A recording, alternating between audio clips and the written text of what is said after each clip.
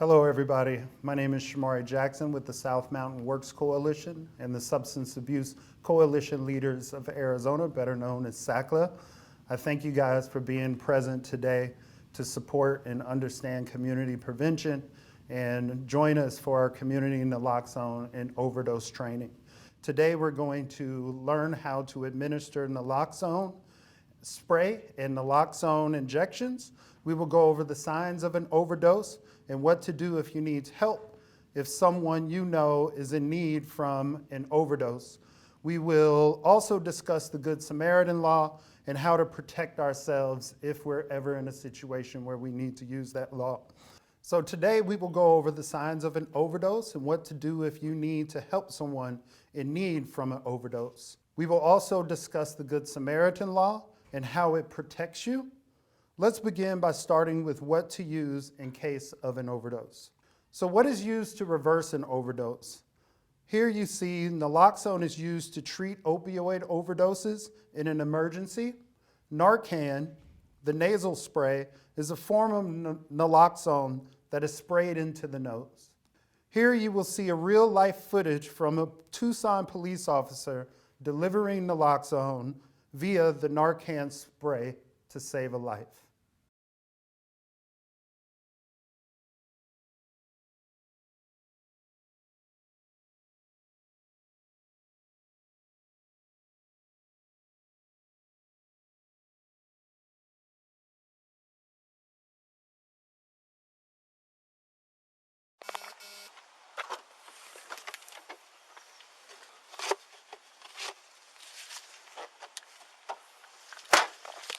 Hello? Is he in here? How many pills did he take? I don't know. I was with him a little while ago. Was it oxycodone though, for sure? Do you guys know if he uses any type of heroin? Here, let me, go ahead and sit over here for me, okay? For sure it was, that's oxycodone? That was the bottle. Okay.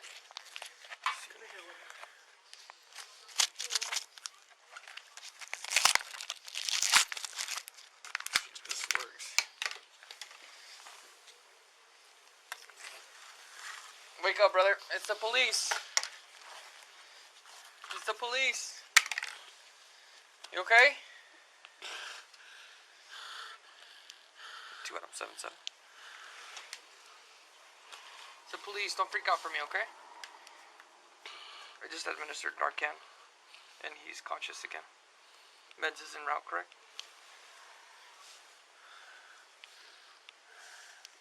10-4. You alright, man? What's your name? Huh? Paul Hernandez? You know where you are? No? Why'd you take the pills? Were you trying to hurt yourself? Yeah? What's going on, brother? Too much? Well, we're here now, man. I know I'm a cop. You're not in any trouble or anything like that. We gotta take you to the hospital, though, okay? You guys are mom and...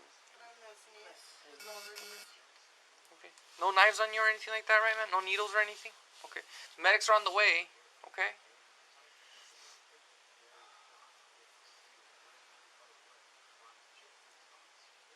Are those prescribed pills to you, or did you just kind of... Okay. What do you in pain for that they prescribe those for?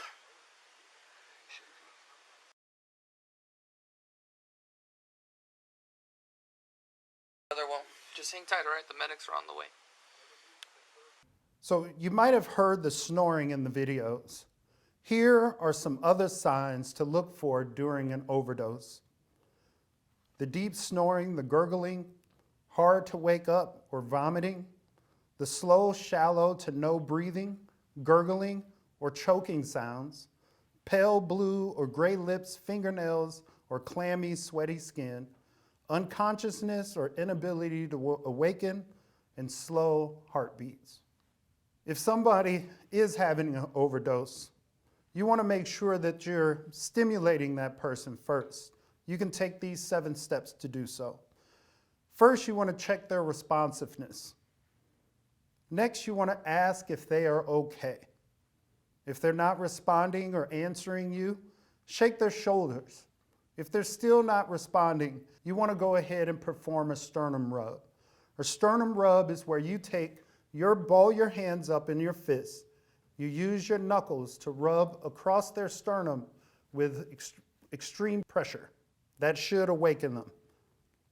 Next, you want to check to see if they're breathing. You want to look, you want to listen, and you want to feel if they're breathing. If none of that is working, make sure that you're calling 911 if they are not responsive or if they're not breathing. Next, I want to give you an example of how to use Naloxone or Narcan. First, you want to remove the Narcan nasal spray from the box. Inside of that box, there will be instructions. There will be 2 packages of Narcan. You want to pull one of those packages out. You want to peel the tab with the circle to open the packaging. Hold the Narcan nasal spray with your thumb on the bottom of the plunger and your first and middle fingers on either side like this. Gently insert the tip of the nozzle into either nostril. Press the plunger firmly to give the dose. Remove the plunger from the nostril. If there's no reaction in 2 to 3 minutes, or if the person stops breathing, give the second dose of naloxone that you have in the box into the other nostril using the new spray device. What do you do if they don't respond? You want to go ahead and repeat steps 1 through 6 using a new Narcan nasal spray. Stay with the person. Naloxone loses its effect over 30 to 90 minutes after each use. You want to make sure that you stay with the person until they wake up or until help comes. If they are not waking up, you want to go ahead and perform CPR until the medical professional arrives. But only perform CPR if you're trained in CPR. Next, I want to talk to you about injectable naloxone or intramuscular naloxone use. You want to follow the same steps on how to stimulate the person, then call 911. Safely remove all contents of the naloxone kit onto a flat surface. In that kit, you will have an intramuscular needle and you will have a naloxone solution that is in a vial. Make sure not to poke yourself while you're removing the cap from the needle. Turn the naloxone vial upside down and draw out 1 milliliter of naloxone into the syringe. You want to ensure that there are no air bubbles in the syringe by slightly flicking it and pressing on the plunger to release any air that is in the needle. Safely locate an injection site, either the upper shoulder, outer thigh muscle, or upper buttock area. You want to depress the full 1 milliliters into the injection site and carefully remove the needle. Dispose of the needle after you're done into a sharps container if there's one available. If there is no sharp container available, carefully recap the needle using the original cap, making sure not to poke yourself or anyone else.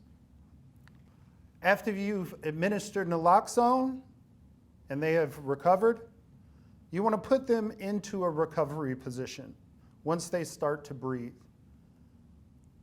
You want to take their right arm and put it close to their head.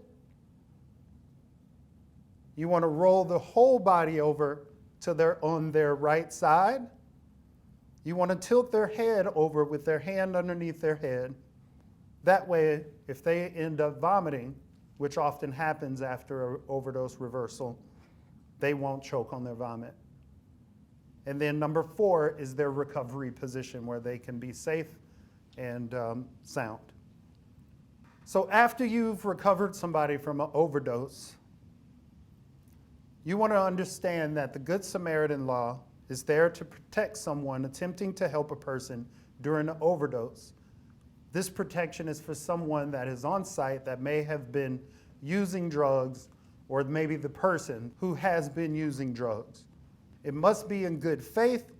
There is no money or other considerations involved with the Good Samaritan law, and it prevents anyone from a criminal prosecution for drug offenses. And that is only used for drug offenses. So, when do you use naloxone? This is just a general overview of what we've already talked about. First, you should suspect that there is an overdose. Once you do that, you want to check to see if there's any responsiveness, and you can do that to a pain stimuli. Next, you want to check and see if the person is breathing or not. If there's normal or fast breathing, you want to turn them over onto their side and get them into the recovery position. If they're slow breathing, you want to administer your naloxone. If there is no breathing or gasping, administer naloxone and do CPR if you're trained and certified. And make sure that you call 911. So as we finish up, I want to ask you, are you prepared to reverse an overdose? Make sure that you're carrying naloxone. Make sure that you go and visit us at naloxoneaz.com. I just want to thank you very much, and I hope that you all have a better understanding of how to administer naloxone. Thank you, and have a good day.